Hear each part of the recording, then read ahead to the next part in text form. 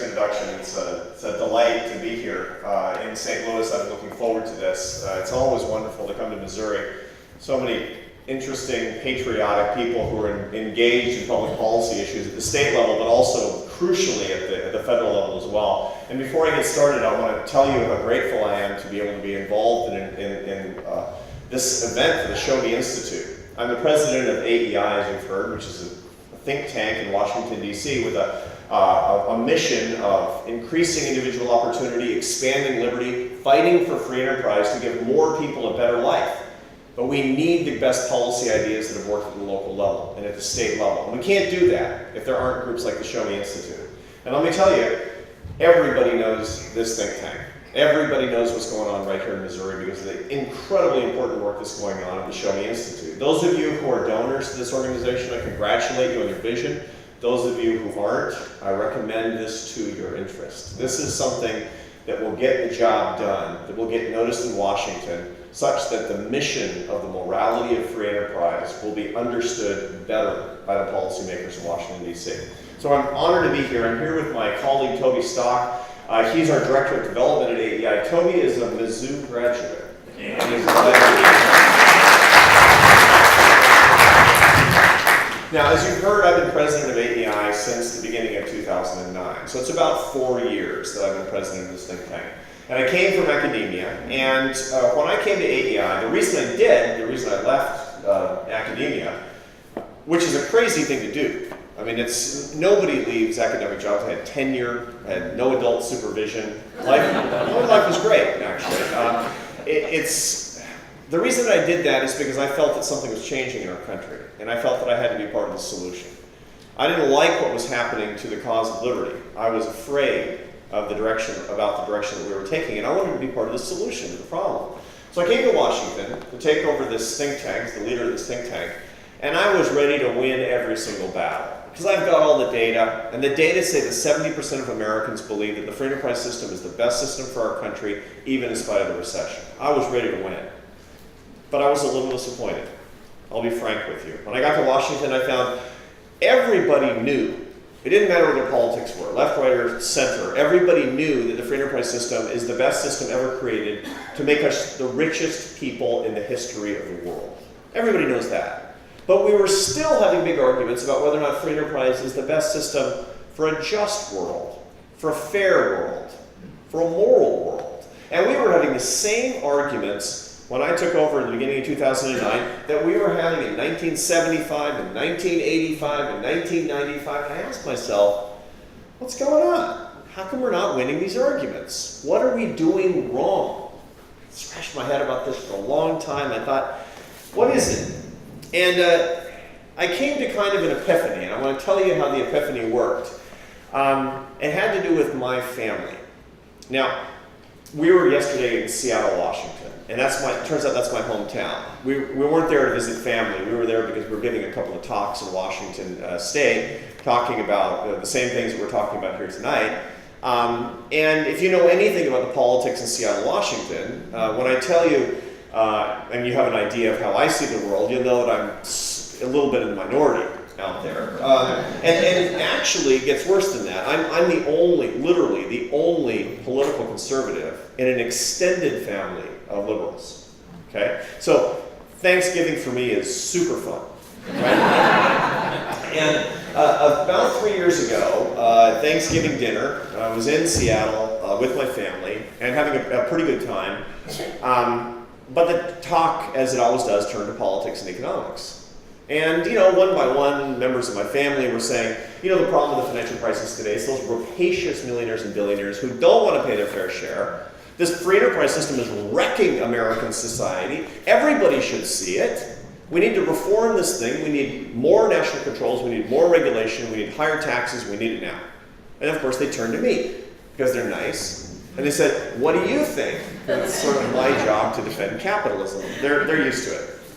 So they said, what do you think? And I said, listen, you guys, it's not the fault of the free enterprise system. The truth is there wasn't enough free enterprise. The government was so big, it created a housing crisis that melted down the economy and it spread to to the malignant, malfeasant greed and crony capitalism on Wall Street. That's not free enterprise. That's just the opposite. We need real entrepreneurs who put their own capital at risk. We need to lower their taxes and lower their regulations, and then 1,000 flowers will bloom, right? And then I gave them what I thought was the killer statistic to really drive home my argument. Because I got a lot of statistics. I'm the president of AEI, so I'm like really smart.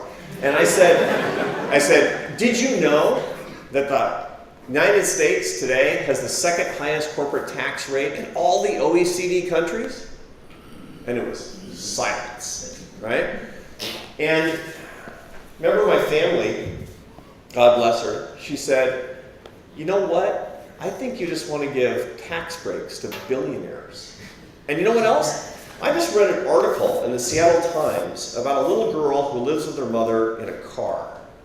What's your free enterprise system going to do for her? And I lost the argument. I didn't just lose the argument. My family thought I was kind of a jerk, right? You know, he was such a nice little kid, and then he grew up and he became an economist, and you know, what happened? You know, that sort of thing. And later, I was complaining about it with my wife, who was also at the dinner. And you know, my wife is really sympathetic to my point of view. My wife is an immigrant from a country that didn't have democracy when she was a kid. She knows the value of freedom, right? So she's very sympathetic to my point of view. And I said, I don't know what's the matter with these people. These people are my family, right? I said, I got all the facts, but they don't want to hear it. You know, what's going on? She said, you know, you think you're such a big shot running that think tank. You think you're so smart, but I kind of wonder. You know, you deserve to lose that argument. I said, well, what do you mean? She said, think about it. Your sister-in-law was talking about people in need. And you were talking about tax rates and money. You know, what do you really care about? Do you care about people or do you care about money? I said, well, of course I care about people. She said, well, how come you never talk about people then? How come you're talking about OECD tax rates?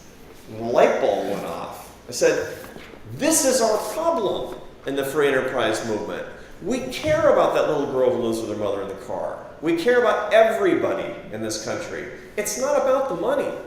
But until we can start making the argument about the people, we're not just going to lose. We deserve to lose. So what do we say? Now, to lighten it up a little bit, once I started figuring this out, I started thinking about stories and jokes that I've heard across the years that kind of make a point. And so here's my favorite. There's these three guys that have been playing golf together every Saturday morning for 15 years. It's the highlight of their week. One of them's a psychologist. One of them's a priest. And one of them's a free market economist like me. And one beautiful September morning on Saturday, they get out on the course, and they get stuck immediately behind the slowest twosome they've ever seen. These guys take 4 shots to get it into the cup. And putting, they take 5 minutes to select a club, even though they have a caddy, so it should be going faster, but it goes slower. And the three friends are very frustrated. After about 3 holes, it's going so slowly that they start making remarks that are just loud enough to hear. So the priest, he says, I pray I never get stuck behind this twosome this slow ever again. Right? Nothing speeds up. 2 more holes go by and they say, you know what? This is going to end right now. They go marching up to the caddy and they say, this just isn't right. Do you see how slow this is going? You got to let us play through. Now the caddy, he says, that's fine, but do you realize how rude you've been? Do you know who these guys are? And he says, the friends say, no, who are they? I say, well, remember last year when the town orphanage burned down? Yeah. Remember the 2 firefighters who pulled all the orphans out of the blaze, but in the process they lost their sight? And the 3 friends say, oh no, it's not. He says, yeah, it's them. It's the firefighters. It's the heroes. Golf was their hobby.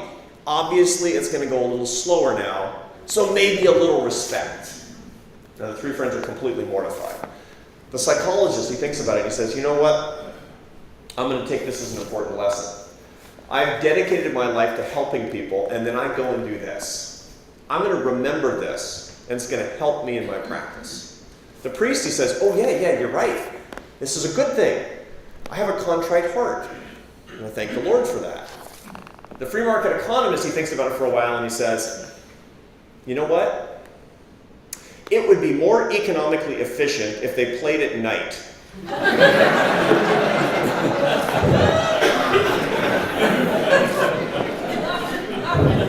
This is our problem.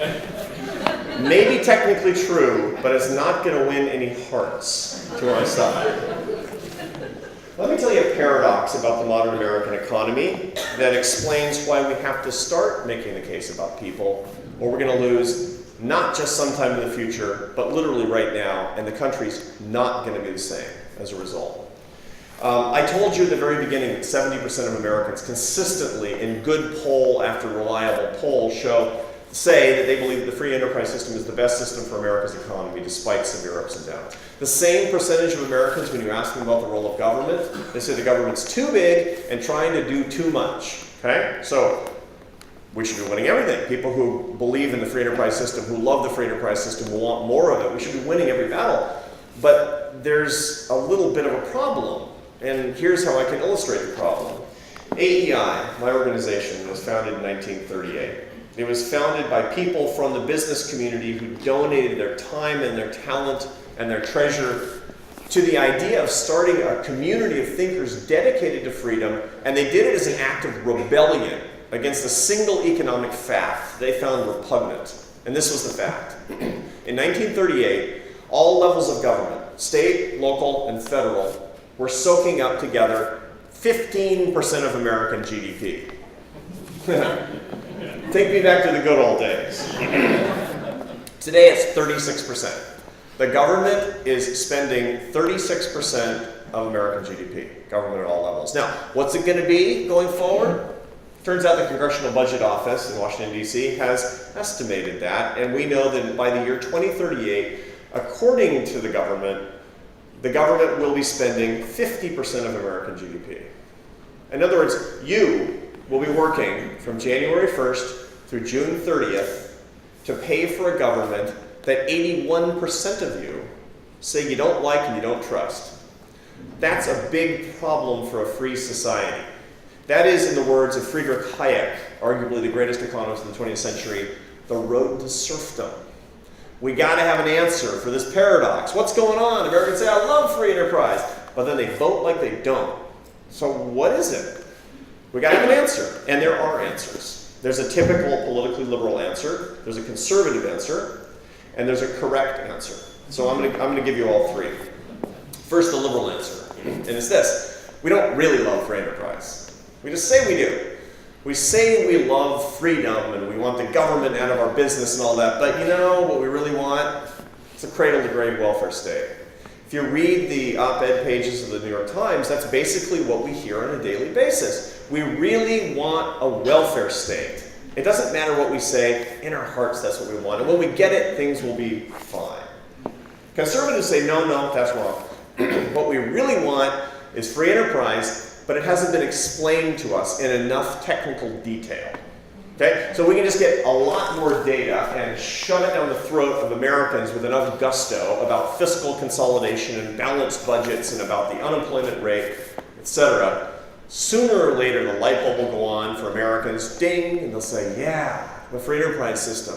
Let's go for that. So we got to work harder to show Americans the truth about America's fiscal imbalances. That one doesn't work either. That explanation isn't right. How do I know that explanation isn't right?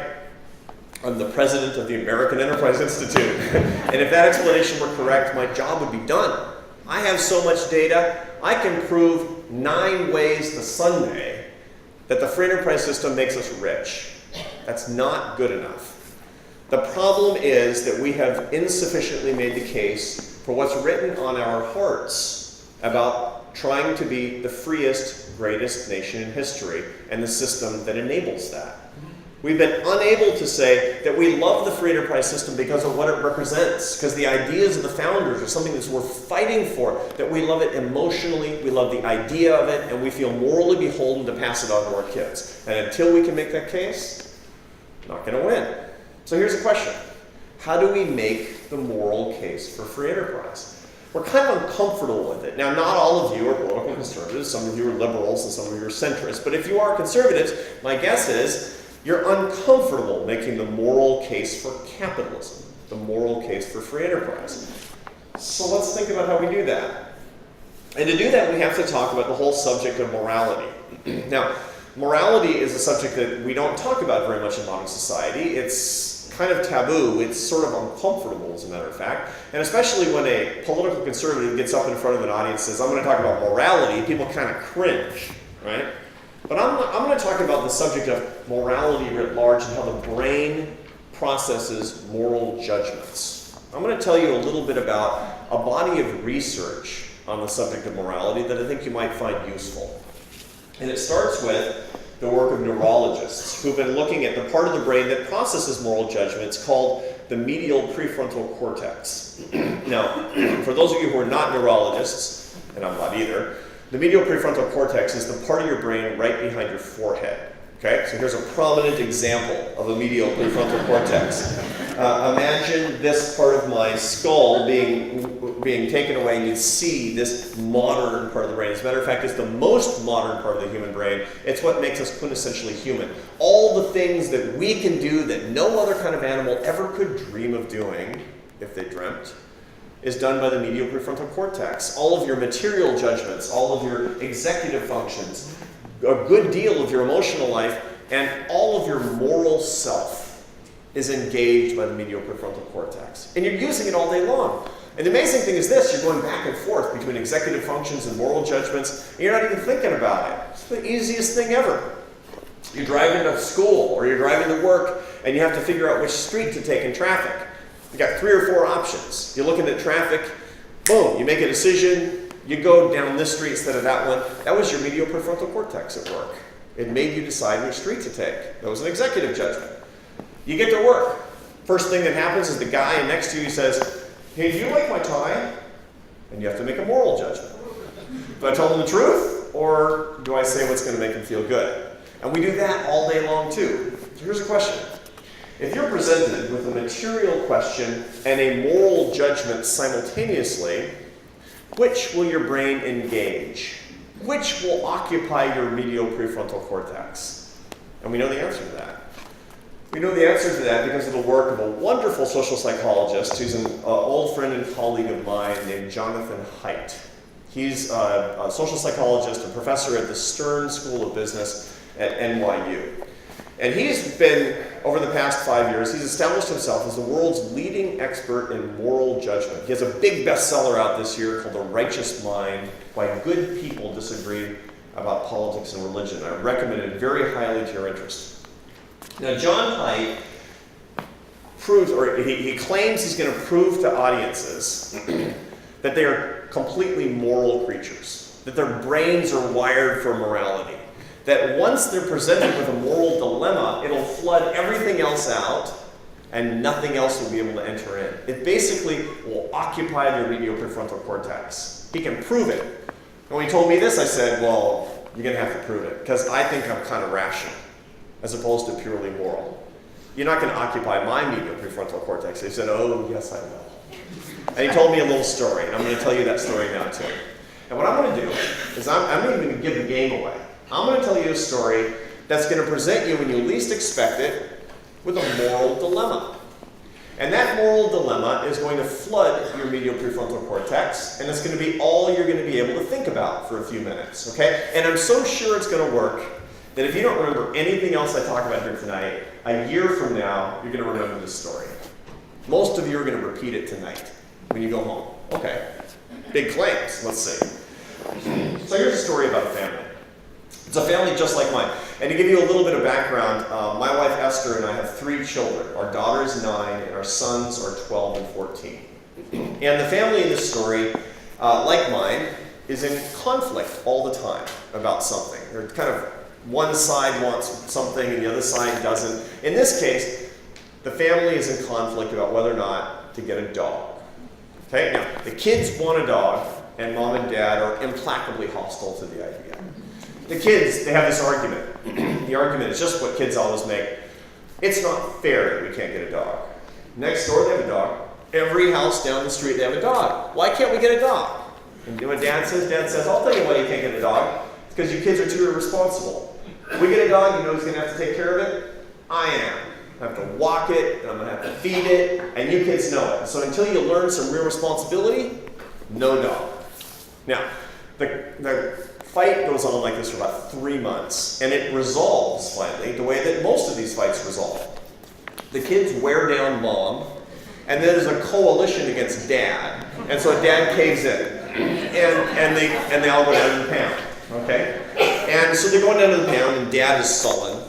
He says, it's always the same with you people, right? And they get down to the pound, and they pick out a puppy, and they name her Muffin.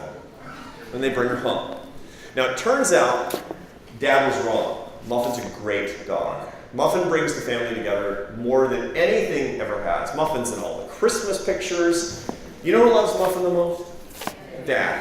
And the reason is because when dad gets home from work, nobody else is happy to see him. So, they're crazy about Muffin. It was the right decision.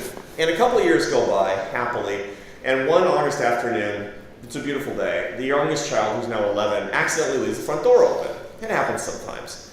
And Muffin, always alert to an errant squirrel, sees one in the front yard and goes running out after the squirrel in the front yard. Runs into the street, boom!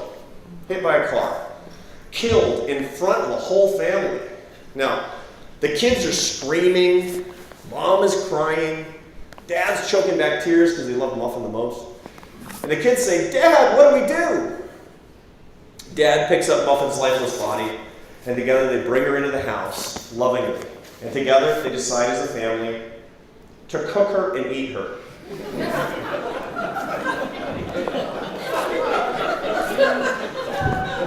You don't get this stuff from those left-wing think tanks. Now, the part of your brain that's at work right now, processing this moral conundrum that I've just presented to you, is your medial prefrontal cortex. And it's screaming right now, going, that ending was wrong. There's something wrong with our speaker. Right? And you're going to work on it for a little while, right? And so I could ask you a question. I could say, okay, what I need right now is, I know you think it's creepy. I got to know why. What's wrong with doing that? And I can give you a bunch of rational explanations. I can say about why it's not bad to eat muffin. I can say, you know what? Look, you guys. Muffin's a high-quality protein source, right? And you go, you know that it's acceptable to eat dogs in some countries. Still no good, right? And I could go on with 6 or 7 explanations that actually pass muster in a world without morals, and you reject every single one of them, and an hour from now, you'll still say, still not okay to eat muffin. And the longer I try to convince you, the worse I'm going to come off, right? That's like my Thanksgiving dinner. Just like it. I was talking about OECD tax rates, and everybody's medial prefrontal cortex was utterly occupied by the picture of a little girl living with her mother in a car. And I had nothing to say about how I was going to help her, right? Of course they thought I was morally bereft. Of course they did. That argument wins for the right reasons. If I was going to win that argument, I have to make some claim on the cognitive real estate. I have to make some moral claim so that I can be up there too. That's going to be pretty hard to do. So how do we do it? What is the moral case that we need to make that's really going to work because it's really right? And we start by asking, what would our founders say? That's how we start a lot of conversations. Now, the reason that this is really interesting is because you know, when you think about it, that our founders were moralists. They weren't economists like me. They were moralists. The entire basis of the American experiment was a moral one. Think about the second paragraph of the Declaration of Independence. You know it by heart. We're endowed by our Creator with certain unalienable rights. Among them, life, liberty, and the pursuit of happiness. That's a moral covenant from them to you, that you get to define your happiness as you see fit and pursue it. No guarantees you're going to get it, but you get to pursue it. That's your moral right. That's why they fought and died. It's a big deal. Now, they didn't promise life, liberty, and the pursuit of great riches and wealth. And it turns out they could have, because there was an original draft of the document. that came about 3 weeks earlier based on the Virginia Declaration of Rights. The Virginia Declaration of Rights emphasized life, liberty, and the possession of property. Something happened in those 3 weeks to de-emphasize the possession of property and to emphasize the pursuit of happiness. Nobody knows how the conversations went, but it certainly has to do with the moral impact of the pursuit of happiness. If we want to understand the true value of liberty, the empire of liberty that they fought and died for, we better start understanding your pursuit of happiness. So that's where our inquiry begins. What does it mean? I rolled this over in my head for years. At one point I decided I was going to write a book about happiness, to figure out what the pursuit of happiness was all about. So I wrote a book in 2008 about the economics of happiness. I was still a professor at Syracuse in those days, so I got to do whatever I want. And I said, I want to write a book about happiness. My dean reluctantly agreed.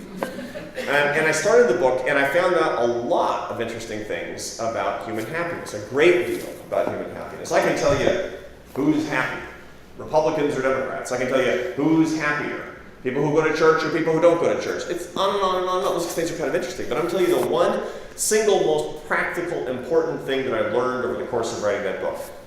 It's going to sound a little weird, but you'll see why it matters in a second. I found out the average unhappiest age in a man's life. Okay? Now, it turns out it's identifiable in the data, very clear. Not everybody has it. About half of men have this really big dip, and it happens usually around the same time. And it's been going on for years and years and years. And women don't have it. Women don't have a lot of dips in their happiness, and they're consistently happier than men all throughout their lives. Sorry, guys. So, when do you think it happens? What's the average unhappiest age in a man's life? What's your guess? 30s. 40. Yeah, you're getting in there. 45. 45 years old. That's the real bummer age. Right? Now, how many guys in here tonight are under 45? You are on your way down. There's a certain schadenfreude in this for me. It's like, I'm 48, and life is just looking great from here on out. 45, so what's the deal? So when you find this, I found this very clearly in the data, and there's several good studies that show it as well. And so I went to a couple of psychologists and said, what's going on? this is the male midlife crisis. It's a big cliche, right? Sports cars, inappropriate behavior, dangerous professorial activity, this kind of stuff. What's going on at age 45? And psychologists all tell you the same thing. It's something about the family. 45, oh yeah, that's when your wife completely figures out that you're boring, right? That's when you have teenagers at home, which is no good. That sort of thing. But that's not the real explanation. Economists have the real answer. We have the real data on this. And I'm going to tell you, I'm going to clue you in on what's going on when about half of guys get to 45. I don't like it. And it goes something like this. When you're a man in your 20s and 30s, life's pretty simple. If you want to be happy and successful, if you want things to go well, you just hit the gas and go forward. There's one direction to go on the superhighway of life. Big dollar signs over the road. Just follow, go this way, go faster, right? At about age 45, about half of guys, they say, I think I missed my exit. Right? It's back there. There's a little road, an unmarked road or something. But where did it go? Why did I miss it? What can I do? And the answer is I can't do very much because I have a mortgage to pay, and I have a job, and I have responsibilities, and school tuitions, and on and on and on. And that's really a problem. Really a problem. Now, it's a problem for a lot of people. Turns out I got lucky because I quit a job I didn't like when I was 29. And I happened on that little road. I took the exit by accident. In my case, you heard that I was a French horn player. I was in the Barcelona Symphony, and I was really unhappy. I didn't like it at all. It seems like a great job, but I didn't like it. And about 29, I called my dad, and I hadn't gone to college. So I took a gap decade, right? And I called my dad and said, Dad, I got good news. I'm finally going to go back to college. He said, why? And I said, because I've decided to change careers. And he said, no, really, why? And I said, because I want to stop being a French horn player. I think maybe I want to study economics and math and languages and politics, and it'll be really interesting and I'll really like it. And he said, you're at the top of your game. You started a family, you're making money. You can't just quit. Why? No, really. And I said, there's my killer argument. I said, Dad, I'm not happy. Now, silence on the phone. And he finally comes back on and he says, so what makes you so special?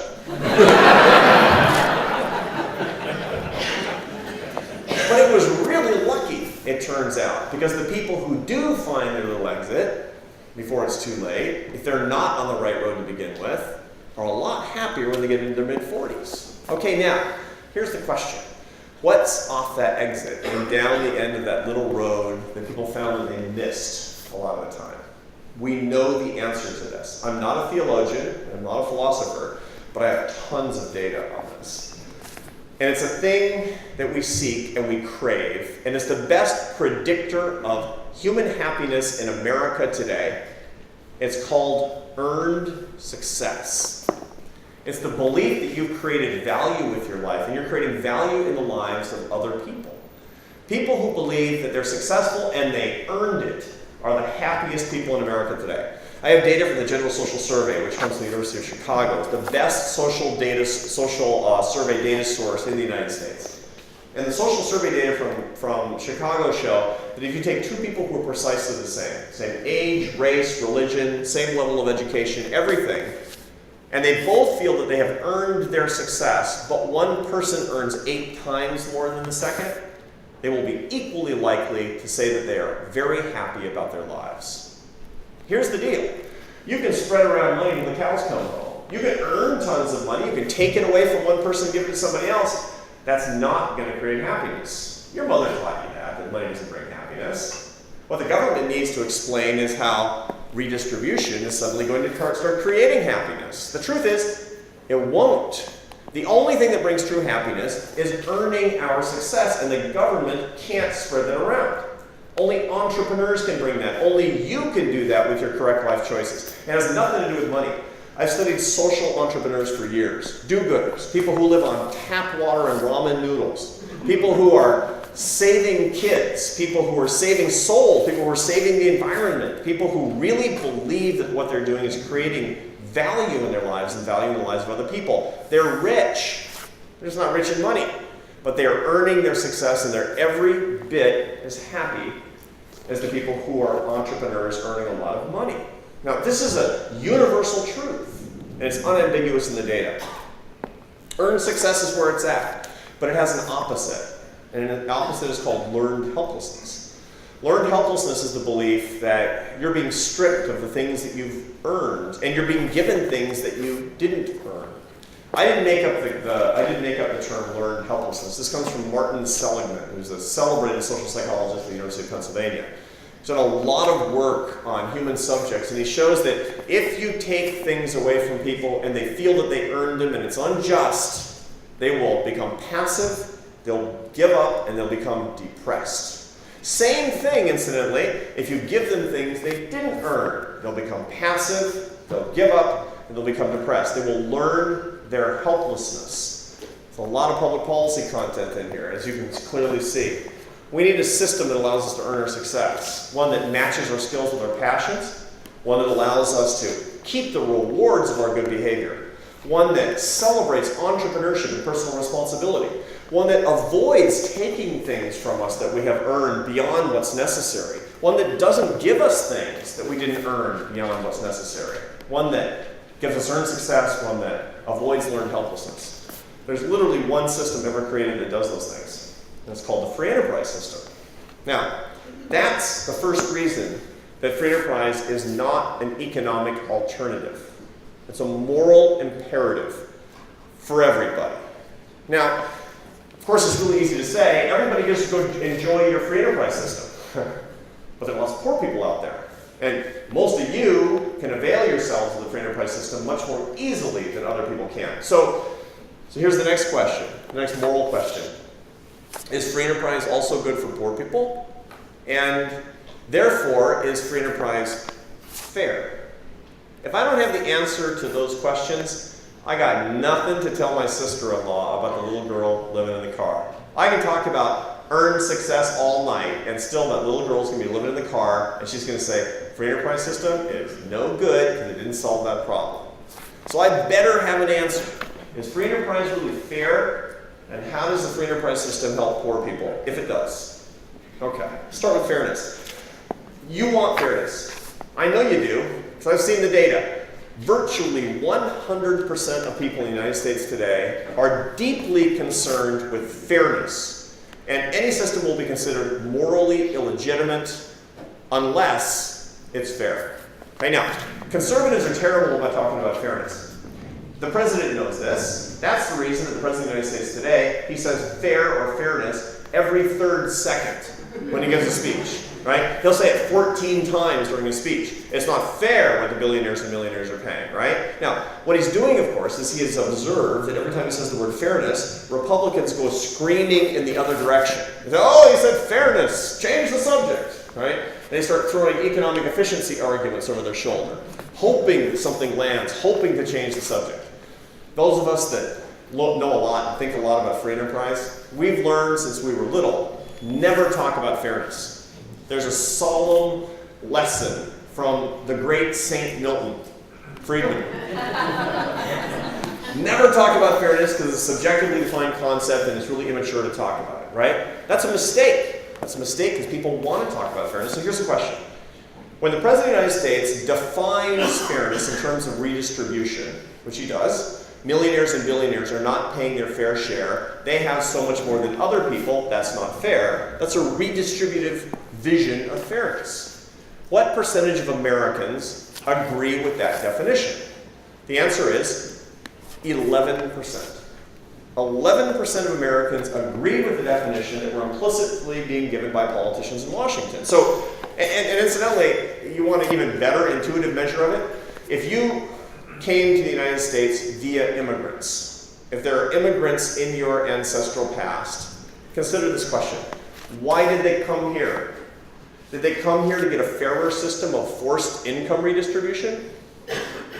Probably not. No letters from my grandparents at Ellis Island saying, great to be in America, can't wait for welfare. No, they came to the United States because they wanted to start a farm. And that was the typical story. It was the first time ever they would be rewarded for their hard work. That was fair. I mean, imagine some guy in Vietnam today. He's going, if only I could get to America, because there they have cash for clunkers. Absurd, completely. What 89% of Americans understand, and every immigrant to this country understands, is that real fairness is rewarding hard work and merit and responsibility and innovation and penalizing laziness and corruption and free riding and greed. Everybody understands that that's a truly fair system. Now, we need to tax people, of course, but taxing beyond paying for a functioning state is not fair. And Americans understand that. Until we start saying there's only one system that truly accentuates fairness, we're going to lose. But if you make that argument, you can say, we got a fairness crisis in this country. And it's all about redistribution. We're in the process of redistributing vast, unprecedented amounts of wealth away from our kids to us. That's not fair. There's nothing fair about that redistribution. It's unfair. It's not right. It's immoral. You know it's immoral. What about what we're doing to entrepreneurs, especially poor entrepreneurs? It's harder and harder, given the regulations and taxes in this country, to start a business, especially if you're poor. Why? Because we are scooping up more and more amounts of money and we're giving it to the public sector, to public sector workers. We're redistributing money from entrepreneurs to public sector workers. Most people think that's not fair. If you agree with my point of view, or even if you don't, I urge you to use the fairness argument in a correct, judicious way in accord with the views of 89% of Americans, and watch what happens in your next argument. But what about the poor? What about that little girl? I got to sort this one out before I finish. So, ask the question to yourself. Is free enterprise just good for rich people? Or does it help poor people too? And I'm going to ask you to consider one big fact. I want you to consider the difference between 1970 and today. in the percentage of the world's population that's living in the worst poverty. Now, the worst poverty is traditionally defined by development economists as living on $1 a day or less. What has happened to the percentage of the world's population living on $1 a day or less from 1970 until today? The answer is that percentage has fallen by 80%. I bet you didn't know that. 80%! Unbelievable. This is literally the most impressive anti-poverty achievement in the history of humanity. Nothing like it has ever happened before, and it never shows up in the paper. So, okay, that's a problem in and of itself, but ask yourself this, you gotta have an explanation. An 80% drop in the world's worst poverty? What a miracle. What's the explanation? Is it the incredible success of the United Nations? That's a joke. Is it U.S. foreign aid? Is it the International Monetary Fund or the World Bank or central planning or global socialism or something like that? Of course not. You know the answer. It's globalization. It's trade. It's cross-border entrepreneurship. It's property rights. It's rule of law. It's you and your American free enterprise system that has spread around the world, that has pulled billions of people out of poverty. You did that. Thank you for doing that. The truth of the matter is that if it weren't for the stuff that you buy and the business that you do and the interconnected flat world that we live on, if it weren't for that, somebody who is not would be burying her child tonight in sub-Saharan Africa. Somebody would not be sending his daughter to school in China. What's going on around the world today, where we've lifted literally billions of people out of poverty without even trying, without even knowing it, is free enterprise. It's the system for good Samaritans. Consider one little fact. You know, I spend a good deal of time in China. China is a really interesting place. Today it's really dynamic. It's really screwed up in terms of governance. It's a totalitarian regime that has a horrible human rights record with respect to politics, with respect to religion, and there's a lot to regret. But there's one thing to celebrate, which is they opened up their economy to trade with the United States starting in about 1980. Go back to 1980 and look at it compared to today. Trade between China and the United States has increased by 1,000%. And the result of that, 400 million Chinese have been lifted out of poverty, thanks to you and the things that you buy. Congratulations. It's the greatest moral achievement ever of any economic system. Truly the only system for good Samaritans. And the cost of moving back on the free enterprise system, of erecting barriers to trade, of lowering free enterprise in this country, of making it harder to be an entrepreneur in China or the United States or anybody else, the cost is death for people we will never meet and we will never see. That has strong moral implications, and I leave them to you for your consideration. Now, where are we? We're in the middle of a big contentious election. We're in the middle of a crossroads. You know, we always hear we're at a crossroads, the most important election of my lifetime. We always hear that. Let's put it in perspective. What we're facing in the United States today is whether or not we are going to become a European-style social democracy, or whether or not we are going to retain the last vestiges of the system of the empire of liberty envisioned by Thomas Jefferson and our founders. It's no joke. We got to make the right decision. Now, I'm not going to tell you how you have to make the decision. I only submit these facts that I'm giving you tonight for your consideration. So how do you work for these ideas? What do you do? Well, you vote as a citizen, but it goes a little bit deeper than that. And this brings me around full circle to my appreciation for the sponsor of tonight's event. I work in an industry in research for the cause of free enterprise that the Show Me Institute is involved in. Well, here's what we understand. This is not a 3-month battle. This is not a 1-year battle. This is a decade battle. This is a decade battle for the better ideas that are going to set America's economy and America's people free and going to save people around the world.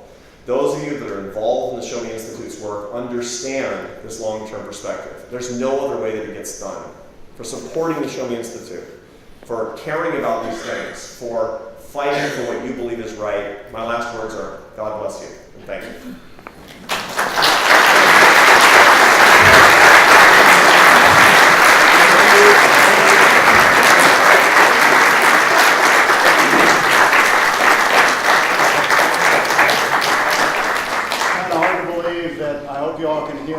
obviously I tried to turn that microphone on a moment ago and it didn't work so well, so I'm going to do without it.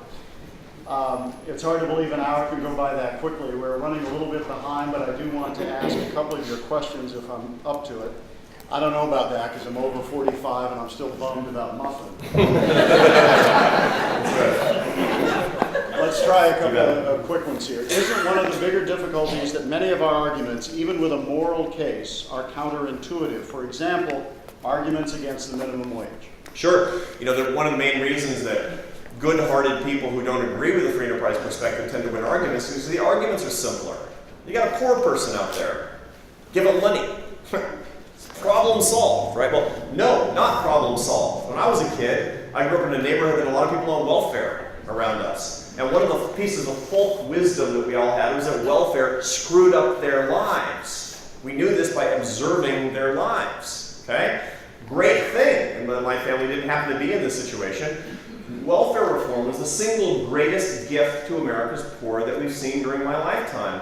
5 million children within the first 2 years were pulled off of the welfare rolls, and what we find is that the mothers, the single mothers of those children, are permanently happier about their lives. This comes from good data. This is real policy analysis, not just by a bunch of crazy Republicans. The truth of the matter is, that was a great thing that came from a counterintuitive policy proposal. You know where it started? The American Enterprise Institute in 1984. That was the cheapest applause line I've ever actually listened to. But it's true.